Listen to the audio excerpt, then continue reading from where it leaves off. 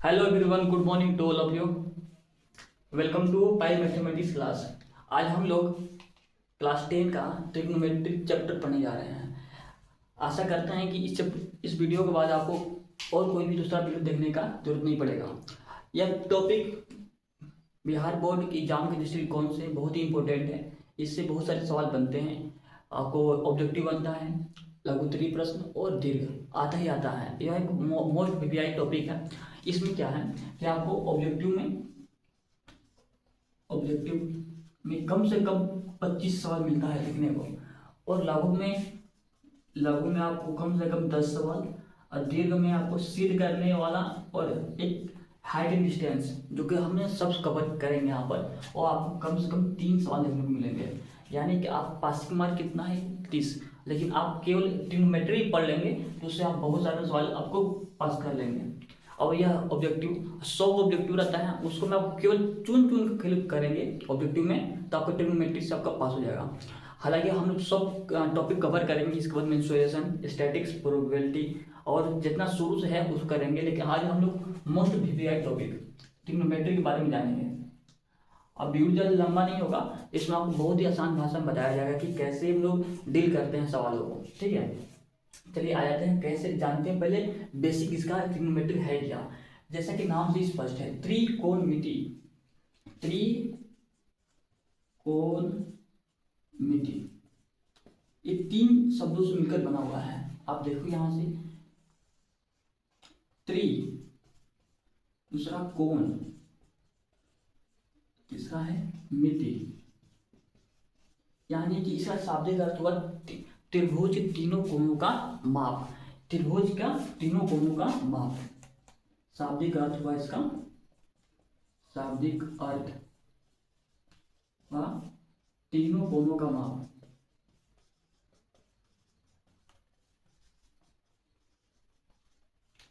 इतना बात समझ में आया आपको।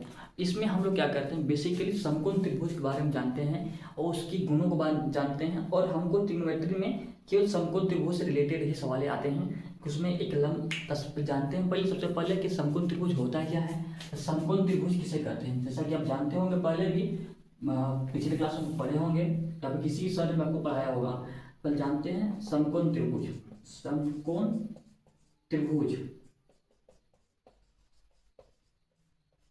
क्या होता है। समकोण त्रिभुज ऐसा त्रिभुज जिसका एक एंगल अर्थात जिसका एक कोण क्या होता है 90 डिग्री के बराबर होता है, उसे हम क्या कहते हैं, समकोण त्रिभुज कहते हैं। एक त्रिभुज में एक से अधिक समकोण हो सकता है, क्योंकि तीनों कोण के कुल कितना होता है।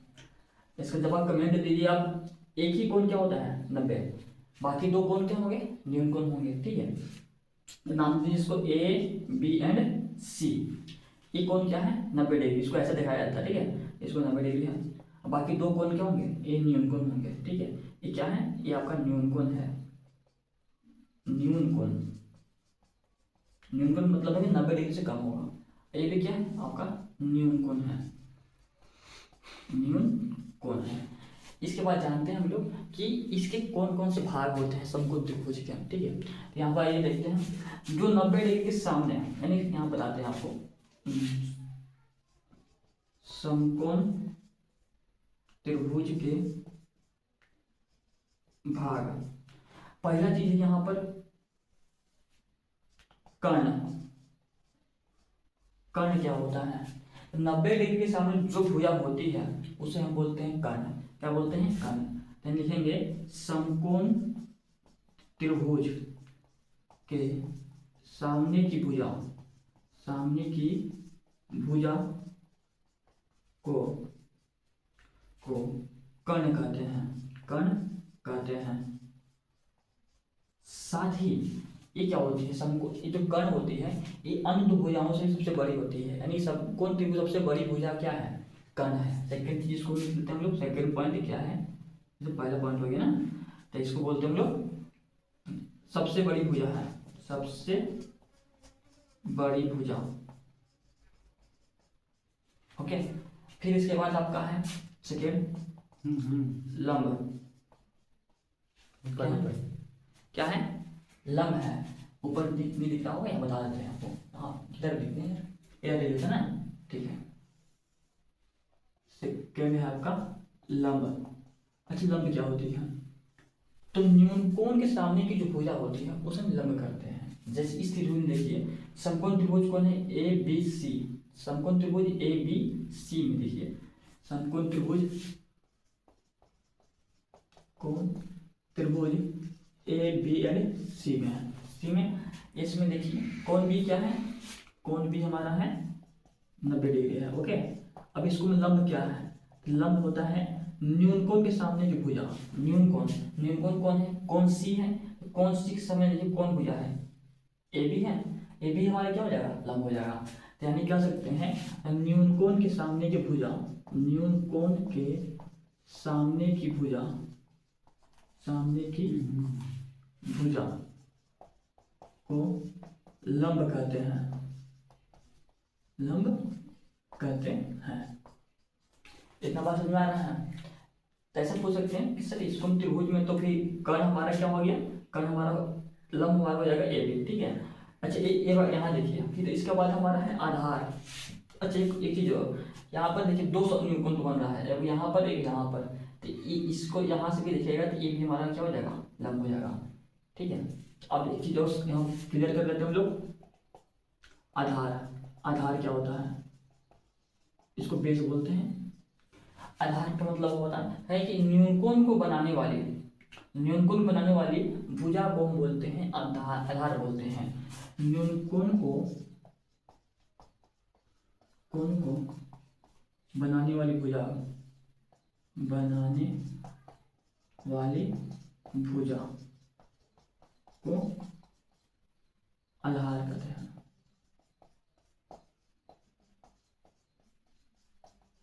इतना बात समझ में आ रहा है कि नहीं? इसी में देख लेते हैं हम लोग कि कौन कौन है कौन नहीं है। ठीक है, यहाँ बता दें क्या। अब इस त्रिभुज में, इस समकोण, समकोण त्रिभुज ए बी सी में परिभाषा के अनुसार देखते हैं कौन चीज क्या है। ठीक है, देखते हैं यहाँ पर देखिए, हम जैसा कि हमने बताया। अब बताइए आप, कर्ण कौन है? तो 90 डिग्री कौन है? ये वाला है कोण बी। कोण बी क्या है? कोण बी यहाँ पर है 90 डिग्री। तो यहाँ पर कर्ण क्या हो जाएगा? कर्ण हमारा क्या बताया हमने? 90 डिग्री सामने की भुजा। 90 डिग्री सामने की भुजा कौन है? कोण बी के सामने कौन है? ए सी है। इसलिए ए सी हमारा क्या हो जाएगा? कर्ण। क्या हो गया बताइए? कर्ण। कर्ण की इंग्लिश बोलते हैं हाइपोटेनस।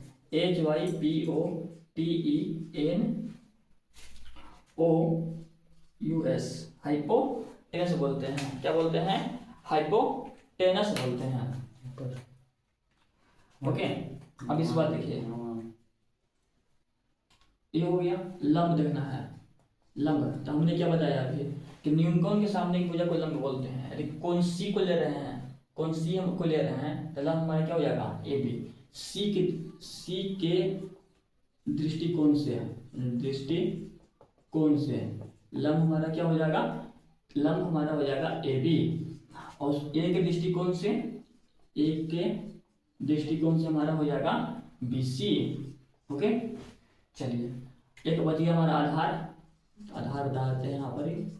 आधार हमारा क्या हो जाएगा? देखो ध्यान से, यहाँ पर ये लंब बन गया। ठीक है, यहाँ पर आधार क्या हो जाएगा? B C. क्या हो जाएगा? बी सी हो जाएगा। इतना चीज समझ में आया तो इसका स्क्रीनशॉट ले लीजिए, आप इसे लिख लीजिए और चलिए लिखिए, फिर इसमें हम इरेज करते हैं।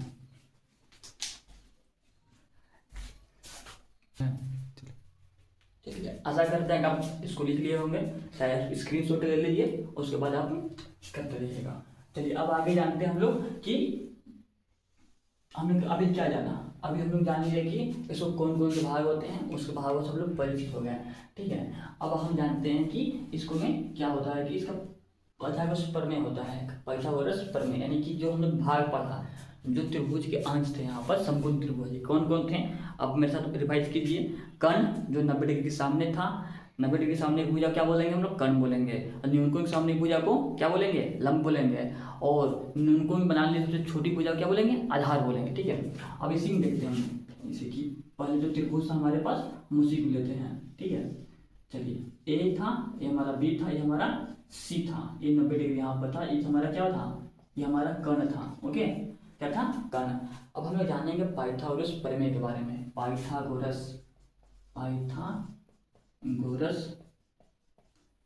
प्रमेय। थोड़ा सा इसका इतिहास जान लेते हैं। कौन है पाइथागोरस? एक क्या बोलते हैं, मैथमेटिशियन थे, गणितज्ञ थे, जिन्होंने इस त्रिभुज के बारे में, तीनों के अंगों के बारे में एक रिलेशन स्थापित करके दिया। हालांकि यह जो रिलेशन बताया, ये भारतीय गणितज्ञ एक थे बोधायन, वो भी इन्होंने इस बात को बताया था, इसलिए इसको पाइथागोरस बोधायन प्रमेय भी बोलते हैं। अच्छा, इसमें होता है क्या है, आइए देखते हैं। उन्होंने बताया जो कर्ण है, तो कर्ण क्या है? सबसे बड़ी भुजा, ठीक है। तो कर्ण क्या है? कर्ण जो है, उन्होंने बताया कर्ण का स्क्वायर होता है। कर्ण का स्क्वायर वो अन्य दो भुजाओं के वर्गों की योग के बराबर होता है। यानी कि कर्ण जो है, ये मान लीजिए इस सी के दृष्टिकोण से देख रहे हैं हम लोग, ये हमारा क्या हो जाएगा? ये हमारा लंब हो जाएगा। न्यूनतम बना लीजिए, छोटी भुजा क्या हो जाएगी? आधार, जैसा हमने बताया उसमें आधार। तो कर्ण का जो स्क्वायर है वो क्या है कि अन्य दो भुजाओं यानी कि लंब के स्क्वायर प्लस आधार के स्क्वायर के बराबर होती है। ठीक है, ये उन्होंने ये बताया था। चीज किसने बताया था? पाइथागोरस ने बताया था, जो गणितज्ञ थे। और किन्होंने बताया था? तो एक मैथमेटिशियन थे। कौन थे? मैथमेटिशियन क्या था? पाइथागोरस, ठीक है, यूनानी थे। और साथ में एक भारतीय गणितज्ञ थे, उनका नाम था बोधायन, ठीक है। इन दोनों ने बताया था, ठीक है, इसलिए इसको पाइथागोरस बोधायन प्रमेय बोलते हैं। ओके, हमारा जो बिहार है बहुत सारे क्या बोलते हैं गणितज्ञों को जन्म दिया। और बिहार बहुत ही वीर भूमियों का जन्म स्थल है, क्योंकि यहीं पर आर्यभट्ट हुए, जिन्होंने क्या किया था? मैथमेटिक्स में शून्य का आविष्कार किया था। और बहुत सारी चीज़ों का आविष्कार यहाँ से हुआ है। बहुत सारे महापुरुष यहाँ पर जन्म लिए हैं, ठीक है। तो आप यहाँ जानते हैं कि आप इसमें और क्या चीज़ें हैं, इसी को आगे पीछे करके जान सकते हैं। आपको पहचानता रहता होगा। यहाँ पर क्या कर सकते हैं? लंब बराबर लंब का स्क्वायर बराबर हो जाएगा कर्ण का स्क्वायर माइनस आधार का square.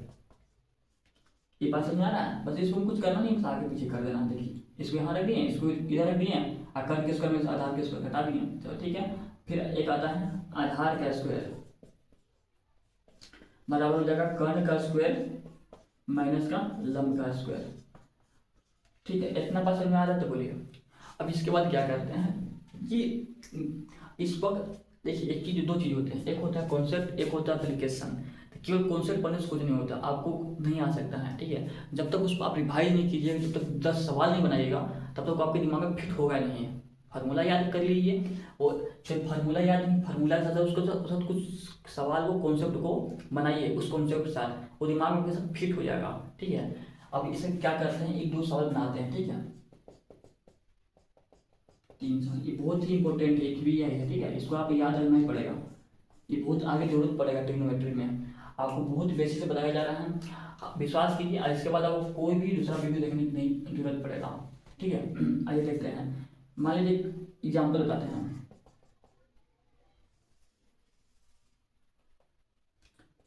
A B and C, okay. मान लीजिए इसको मैं लंब जो दिया हुआ है 3 है, 3 सेंटीमीटर, आधार है 4 सेंटीमीटर। तो हमको बहुत पूछा है कि सवाल में क्या दिया है कि लंब दिया हुआ है, लंब दिया हुआ है 3 सेंटीमीटर, आधार दिया है 4 सेंटीमीटर। तो कर्ण निकाले हैं, कर्ण बराबर वाट, ठीक है। क्या करना है? कुछ नहीं, यहाँ पर फॉर्मूला जानते हैं हम लोग। कर्ण बराबर होता है, कर्ण का स्क्वायर बराबर होता है लंब का स्क्वायर प्लस आधार का स्क्वायर, ये होता है, ठीक है। तो कर्ण लंब के, अब देखो ध्यान से, यहाँ क्या होता है स्क्वायर इधर, तो कर्ण लिखेंगे हम लोग, तो क्या हो जाएगा? रूट अंडर में चलता जाएगा, रूट अंडर लंब का स्क्वायर प्लस आधार का स्क्वायर, ठीक है। अब यहाँ यहाँ भी दिख नहीं रहा होगा आपको, तो बताते हैं यहाँ पर। तो यहाँ पर कीजिए, लंब कितना है? रूट अंडर, देखिए कर्ण कौन है हमारा? AC, AC बराबर हो जाएगा लंब कौन है? लंब हमारा हो गया AB, AB का स्क्वायर प्लस आधार क्या हो जाएगा? BC का स्क्वायर। AB क्या हो जाएगा? AB हमारा 3 सेंटीमीटर, तो सेंटीमीटर में छोड़ते हैं अभी और उस पर कर लेंगे, ठीक है। 3 का स्क्वायर प्लस बीस कितना 4 का स्क्वायर, 3 का स्क्वायर 9, 4 का स्क्वायर 16, जोड़ेंगे 25 आ जाएगा। अब जानिए 25 किसका वर्गमूल होता है, याद है तो बहुत अच्छी बात है, नहीं याद है तो ऐसे करके इसको गुणनखंड कर लीजिए अपना इधर किनारे कहीं पर भी 25 करना है। ये तो बहुत नॉर्मल सवाल है। 50 25 5 5 गुनी का 5 या फिर इसको कर सकते 5 का स्क्वायर, स्क्वायर से रूट कैंसिल आउट बच गया 5, यानी कि AC बराबर 5, जो कि सेंटीमीटर छोड़ेगा सेंटीमीटर यहाँ पर आ जाएगा। यहाँ पर कर्ण कितना हो जाएगा हमारा, कर्ण हो जाएगा 5 सेंटीमीटर। इसी तरह से बहुत सारे ट्रिपलेट बनते हैं, उस ट्रिपलेट का आप क्या बोलते हैं कि आप अपने तरह से बना सकते हैं, जिससे कि समझिए आप। आशा करते हैं कि आपको समझ में आया होगा यहाँ तक। अब देखिए इसी पर हम कुछ और सवाल आपको देते हैं, ठीक है, जिसका आंसर आपको कमेंट बॉक्स में डालना है, ठीक है। देखिए दूसरा सवाल आपको बनाना है, उसको हम देखिए समकोण त्रिभुज में क्या क्या दिया हुआ है। पहले क्या दिए हम लोग 3 4 एंड 5 था, ठीक है। तो ये हमारा क्या है, एक कर्ण था, क्या था, एक कर्ण हम लोग निकाल दिया। ये दिया हुआ था, क्या दिया था, आधार, और क्या दिया हुआ था, लंब, ठीक है। अब हम देते हैं आपको कुछ सवाल, देखिए इस पर क्या है, ऊपर इस पर देखिए लंब दिया हुआ है, इधर देखिए ये बॉक्स बना हुआ है, ठीक है, लंब है, आधार है और कर्ण, ये 3 बॉक्स है। अब 3 बॉक्स को भरना कैसे कैसे आपको भरना है।